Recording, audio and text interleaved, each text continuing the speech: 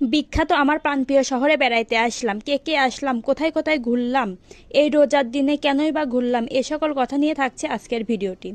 আসসালামু আলাইকুম, hello everyone, কেমন আছেন সবাই?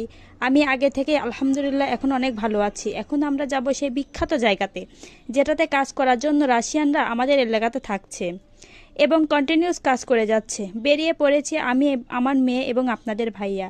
রাস্তার অবস্থা তেমন ভালো না, চারদিকে শুধু ধুলা আর ধুলা। আমরা চলে আসলাম পাকশিতে। এখন আমরা সিঁড়ি দিয়ে উপরে উঠছি রেল লাইন এবং হার্ডিং ব্রিজ দেখার জন্য। অবশেষে উপরে উঠে পেলাম।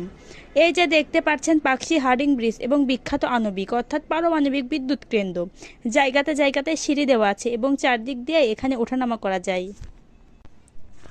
অনেক মানুষ আমরা দেখতে পাচ্ছি, কেউ কেউ বেড়াতে এসেছে, আবার কেউ কেউ ট্রেন দেখার জন্য অপেক্ষা করছে এবং ট্রেনে ওঠার জন্য অপেক্ষা করছে। আবারও বেরিয়ে পড়লাম সেই পদ্মা নদী দেখার জন্য এবং পদ্মা সেতু দেখার জন্য। এখনও আমরা পদ্মা সেতুতে উঠে পৌঁছাই নাই। চারিদিকটা ভারী সুন্দর। অবশেষে সেই জায়গাতে চলে আসলাম। দেখতে পাচ্ছেন এটা হচ্ছে পাকশি হার্ডিং ব্রিজ। 2008 বছরের পুরনো এই ব্রিজ, এখনও এর গতিসীমা এত সেরা। এই হার্ডিং ব্রিজ অর্থাৎ পাকশি ব্রিজ 2008 বছর আগে ব্রিটিশরা তৈরি করে রেখে গিয়েছিল। ভেঙে গিয়েছিল 1971 সালে, আবার ব্রিটিশরা নির্মাণ করে দিয়ে গিয়েছে।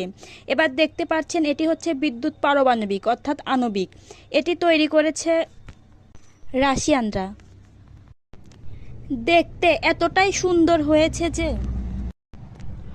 অনেক দূর থেকেই আপনি এটি দেখতে পারবেন। আপনি যত দূরে যাবেন ততই এটি অনেক সুন্দর লাগবে, আপনি যত কাছে আসবেন ততই মনে হবে আপনি হাত দিয়ে এটি ছুঁতে পারবেন, কিন্তু আসলেই তা না।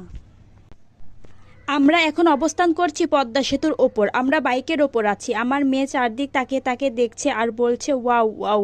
আসলে পরিবেশটা এত বেশি সুন্দর। দুই ব্রিজের মাঝখান দিয়ে বয়ে চলেছে পদ্মা নদী। এখন বিকেল টাইম, পরিবেশটা খুবই সুন্দর লাগছে। সূর্য মামা আমাদের দিকে চেয়ে আছে। আমরা দেখতে পাচ্ছি নদীর বুকে চর জমে গেছে। সেতুর ওপরে দাঁড়িয়ে আছে অনেক মানুষ, প্রাকৃতিক পরিবেশ উপভোগ করছে, সেই বিখ্যাত আণবিক উপভোগ করছে। এটি দেখতে এত সুন্দর লাগছে যে আপনারা যদি নিজ চোখে না দেখেন তাহলে অবশ্যই বুঝতেই পারবেন না।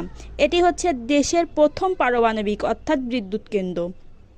এই প্রকল্পটি আন্তর্জাতিকভাবে বাংলাদেশে আরও উচ্চতায় নিয়ে গিয়েছে। 1,13,000 কোটি টাকা ব্যয়ে দেশের একমাত্র পারমাণবিক অর্থাৎ বিদ্যুৎ আণবিক কেন্দ্রটি তৈরি করা হয়েছে। এটি বাংলাদেশের পাবনা জেলার ঈশ্বরদী উপজেলায় পদ্মা নদীর তীরে রূপপুর এলাকায় অবস্থিত। এটির কাজ সমাপ্ত হলে দেশের বিদ্যুৎ চাহিদা অনেকটাই মেটানো সম্ভব হবে। আমাদের এই নদীমাতৃক বাংলাদেশে নদীর বুকে নৌকা দেখতে কতই না ভালো লাগে। চারিদিকে শুধু নৌকা।